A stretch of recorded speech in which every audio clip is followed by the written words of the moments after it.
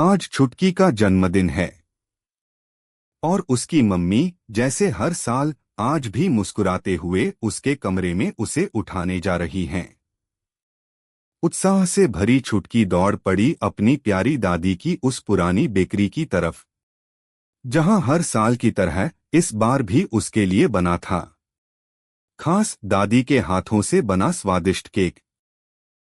वहीं से वो बड़े प्यार से एक खास केक चुनकर लाई, अपने जन्मदिन के लिए नहीं बल्कि अपनी मम्मी की खुशी के लिए।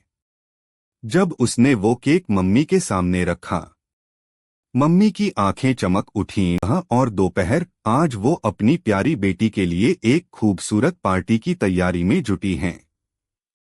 घर के हर कोने को, हर दीवार को सजाना, हर रंग, हर फूल, हर गुब्बारा जैसे खास तौर पर छुटकी के लिए चुने गए हों। उसके सारे दोस्त एक एक करके घर में आते गए और हर चेहरा हंसी से रोशन हो गया। गुब्बारे उड़ रहे थे, रंगीन लाइट्स चमक रही थीं और हर किसी छुटकी के दोस्तों ने मिलकर न सिर्फ गेम्स खेले बल्कि उसके जन्मदिन की खुशियां दोगुनी कर दी। जैसे ही छुटकी ने अपने जन्मदिन का पहला निवाला केक का खाया, अचानक कुछ अजीब हुआ। एक मीठी सी चमक उसके चारों ओर फैलने लगी और पल भर में वो गायब हो गई।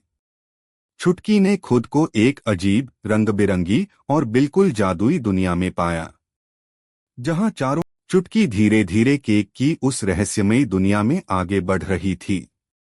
तभी उसकी नजर एक खूबसूरत से घर पर पड़ी। वह घर किसी सपने जैसा था, पूरी तरह से केक से बना हुआ। दीवारें लेमन केक की, दरवाजा लाल मखमली केक का और छत पर व्हिप्ड क्रीम से बनी सजावटें। तभी अचानक एक चमकदार रोशनी के बीच केक लैंड का प्रिंस प्रकट हो जाता है। उसके सिर पर चॉकलेट से बना मुकुट है और उसकी पोशाक रंग-बिरंगे स्प्रिंकल्स से जड़ी हुई है। प्रिंस ने चुटकी का हाथ थामा और दोनों निकल पड़े केक लैंड की मिठास से भरी सैर पर। चुटकी की आंखों में चमक थी। चुटकी अचानक घबराकर अपने बिस्तर पर उठ बैठी। उसकी सांसें तेज थीं और आंखों में हैरानी थी।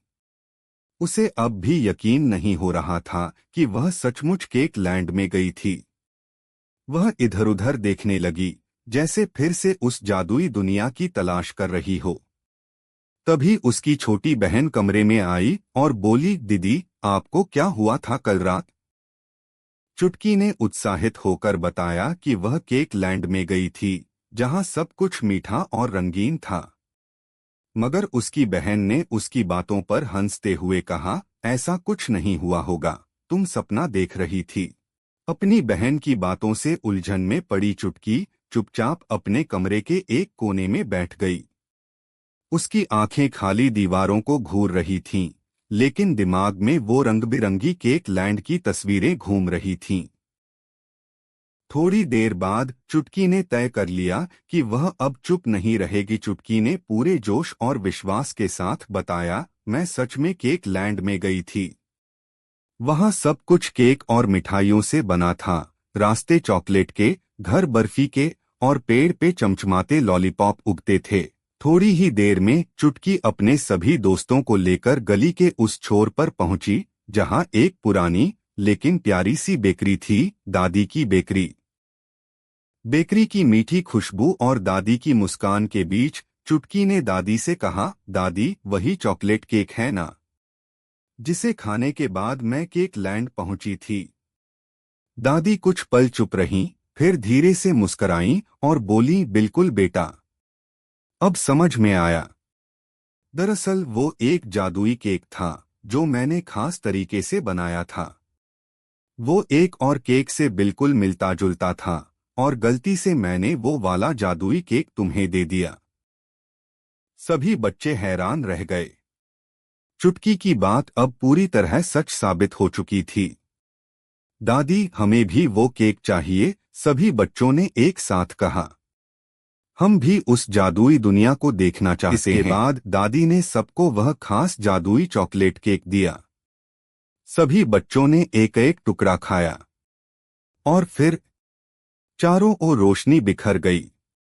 आंखें बंद होते ही सबने अपने पैरों के नीचे एक नरम मीठा रास्ता महसूस किया। जब आंखें खुलीं, वे सभी अब उस जादुई दुनिया में थे जहां बादल रुई के जैसे और झीलें जेली की तरह चमक रही थीं और केक लैंड उनका इंतजार कर रही थी। वो उन्हें घुमाता है केक लैंड की रंग-बिरंगी गलियों में, दिखाता है एक ऐसा महल जो पूरा बना है केक से। चॉकलेट की छत, स्ट्रॉबेरी की खिड़कियां और क्रीम से सजे बाग बगीचे। बच्चों की आंखों में हैरानी और खुशी झलक रही थी। और जब वक्त हुआ विदा का, प्रिंस ने सबको दिया एक खास तोहफा, एक एक चॉकलेट अपनी मीठी यादों के साथ। सभी बच्चे बहुत खुश हुए। उनकी हंसी गूंज उठी केक लैंड की मिठास भरी फिजाओं में। जादुई सफर के बाद सभी बच्चे केक लैंड से वापस लौट आए। चेहरों पर थकान नहीं, बल्कि एक अलग ही चमक थी, जैसे उन्होंने कोई अनमोल खजाना देख लिया हो।